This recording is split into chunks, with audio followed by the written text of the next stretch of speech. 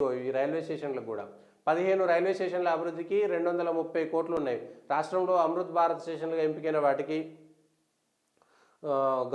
Central government 230 కోట్లు కేటాయించింది. ఈ అభివృద్ధి పనులతో పాటు రాష్ట్రంలోనే 169 కోట్లతో 17 రైల్వే ఫ్లైఓవర్లు, అండర్ పాస్లు కూడా నిర్మిస్తున్నట్టు తెలిపారు.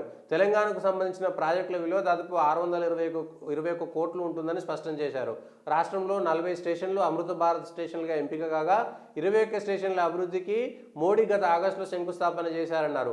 మొత్తం స్టేషన్ల అభివృద్ధి ఖర్చు 2245 కోట్లు ఉంటుందన్నారు. కేంద్రం నుంచి ఏమొచ్చింది అనేటువంటి విషయాన్ని చెప్పడం కోసం మళ్ళా కేంద్రం ఇచ్చిందని చెప్పుకోవాలి, రాష్ట్రం ఇచ్చిందని చెప్పుకోవాలి.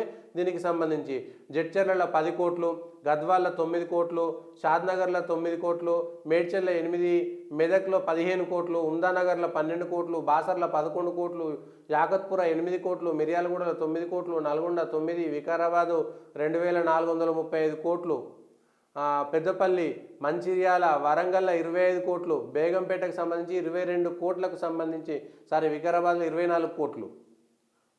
ఇన్ని కోట్ల రూపాయలు 2245 కోట్ల రూపాయలు కేవలం రైల్వే శాఖ ద్వారా రైల్వేల స్టేషన్ల అభివృద్ధి చేస్తే, రైల్వే అండర్ పాస్లు, రైల్వే ఓవర్ బ్రిడ్జ్లు కడితే అది తెలంగాణ అభివృద్ధికి, తెలంగాణ మౌలిక వసతుల కల్పనకు, తెలంగాణలో ఇన్ఫ్రాస్ట్రక్చర్ డెవలప్మెంట్కు ఉపయోగపడదా?